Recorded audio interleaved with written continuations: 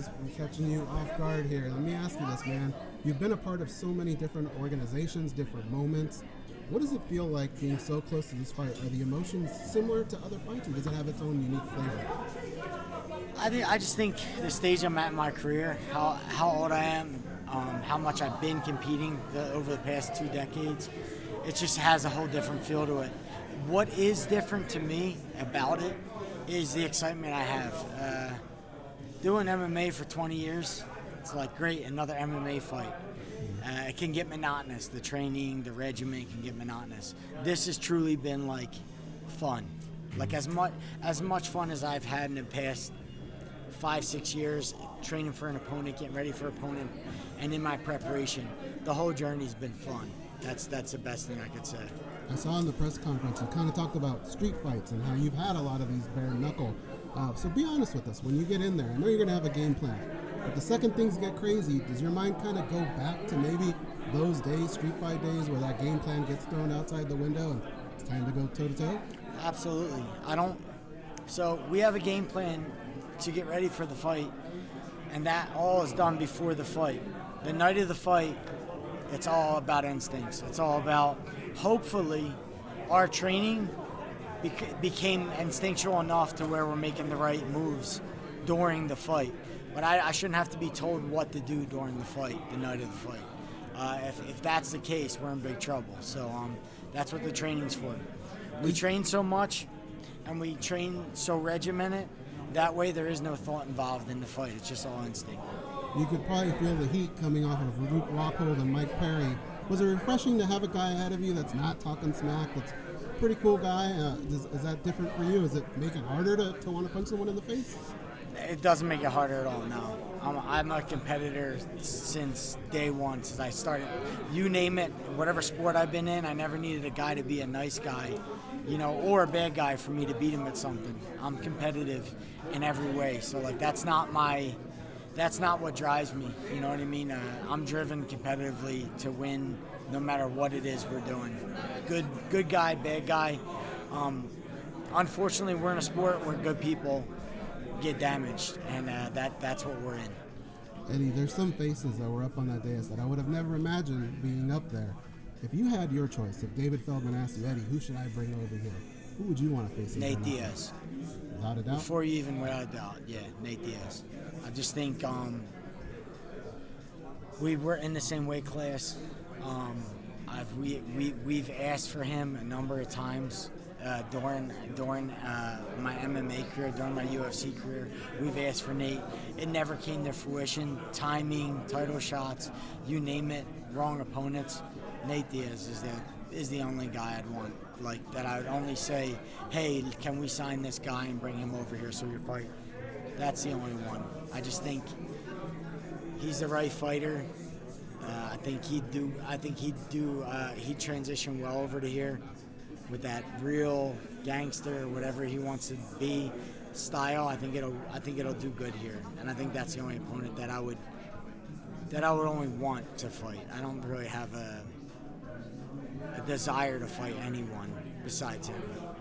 Is that more on the respectful and competitive side, or have you guys ever butted heads, social media, or running into each other? I almost fought Nate in Mexico when I was fighting Gilbert Melendez.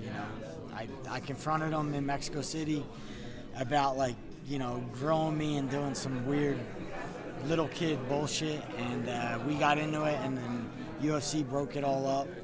But we never got to hash that out. And I beat up his teammate. So I thought after I beat Melendez that maybe that would warrant a fight against him, but still he never fought me. So I think this is the right stage. This is the right opportunity to get this done. He's a free agent.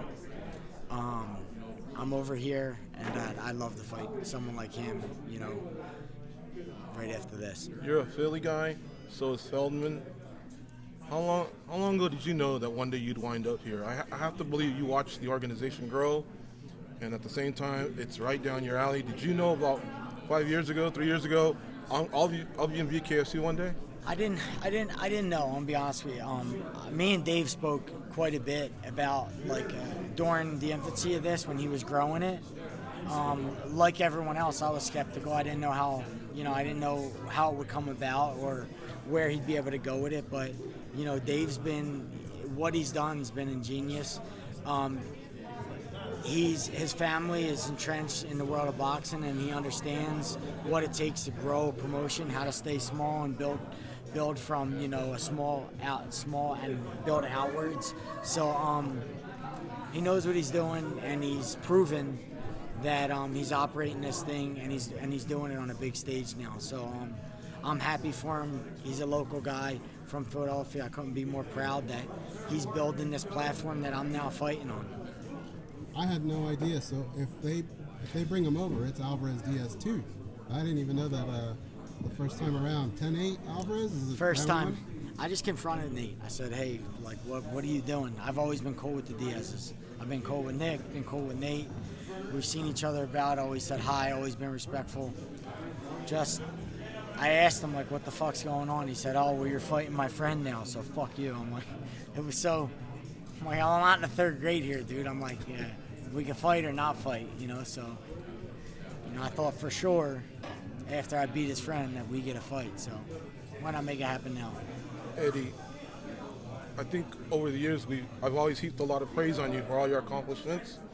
So, but I do want to ask you a question here, a little different. You haven't fought in 2 years. Mm-hmm. This is a new venue. You've heard all the guys say you don't know what it's like, to hit someone without a glove and to get hit without a glove, and at a mile high. Now, I heard your answer. I've been in 100 street fights. You're the underground king. I get that.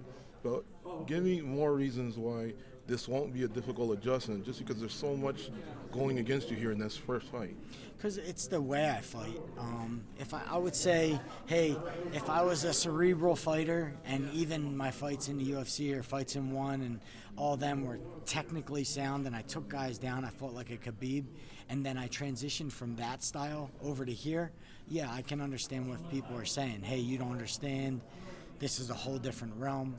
But this is how I fight. I took a long, hard look at what fans would want to see when I had my layoff. And I didn't want to come back to something that fans didn't want to see. What I realized was, like, some of the fights I was in, fans didn't care to watch it. So I said to myself, I'm not coming back unless this is something that fans are going to want to watch. And the opponent's right, the platform's right, and it's in bare knuckle. I think everyone, there's not a single person that's going to be sitting in their living room who's not going to want to watch us. So that's why we're here. Thank you for the time, as always. Awesome.